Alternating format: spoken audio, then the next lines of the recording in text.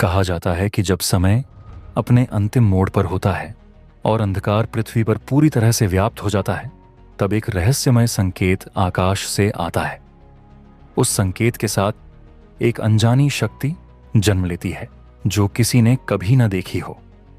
यह शक्ति न केवल भौतिक रूप में प्रकट होती है बल्कि आत्मा के गहरे कोनों तक भी जाती है। यही वह समय होता है जब कलयुग की अंधेरी परछाई मानवता के अस्तित्व को खतरे में डाल देती है।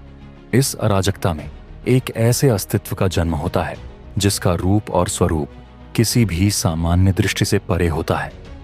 यह अवतार, जिसे हम भगवान कल्कि के रूप में जानते हैं, केवल एक व्यक्ति नहीं बल्कि एक आध्यात्मिक संकेत है। उनका जन्म, उनका आगमन, उनके रूप और उनका युद्ध सभी रहस्यमय प्रतीकों के रूप में प्रकट होते हैं जो समय के सही क्षण में ही समझ में आते हैं। भगवान कल्कि के आगमन के साथ जुड़ी हर घटना, हर प्रतीक एक गहरे सत्य की ओर इशारा करती है। सत्य जो केवल समय के साथ खुलता है।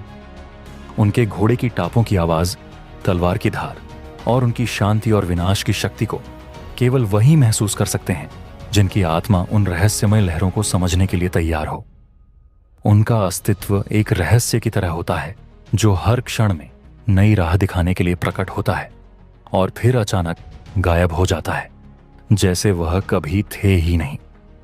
यह कहानी उसी रहस्यमय यात्रा की है जो भगवान कल्कि के अवतार से जुड़ी हुई है। चलिए रोज की तरह शुरू से शुरू करते हैं। भगवान कल्कि का अप्रकट रूप हिंदू धर्म में यह माना जाता है कि भगवान कल्कि का रूप इतना रहस्यमय है कि उन्होंने कभी भी अपनी पूरी शक्ति को दिखाया नहीं है।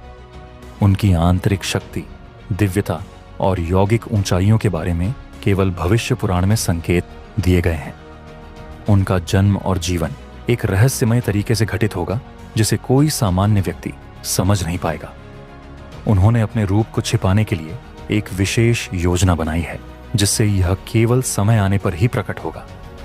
भगवान कल्कि का अवतार एक ऐसी स्थितियों में होगा जब पृथ्वी पर सभी धर्मों का पतन हो चुका होगा और लोग केवल भौतिक सुखों में लिप्त होंगे। उनका आगमन एक पूरी दुनिया के लिए एक रहस्यमय संकेत होगा, क्योंकि वह समय ऐसा होगा जब समाज में असमंजस और अराजकता व्याप्त होगी। भगवान कल्कि का अवतार तब होगा जब सब कुछ खो चुका होगा और दुनिया को उनके द्वारा एक नई दिशा मिलनी होगी।